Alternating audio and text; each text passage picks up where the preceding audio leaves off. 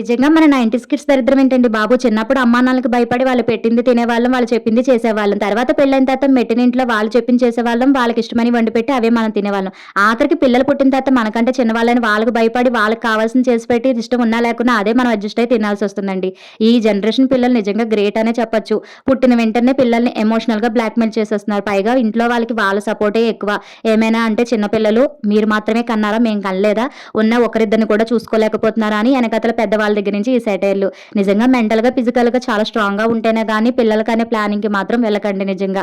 ఎప్పుడు ఏ టైంలో ఏది అడుగుతారో తెలీదు గానీ మా పిల్లలు మాత్రం విచిత్రమైన కోరికలని కోరతారు. నేను మా అమ్మని టార్చర్ పెట్టాను గానీ ఏదో మినీ సైజ్ టార్చర్ అండి. నాకు కావాల్సింది వండి పెట్టకపోతే అలిగి పడుకునేదాన్ని. కానీ మా పిల్లలు మాత్రం వాళ్ళకి నచ్చింది వండి పెట్టకపోతే శాశ్వతంగా నన్ను పడుకోబెట్టేసేవారున్నారండి బాబు.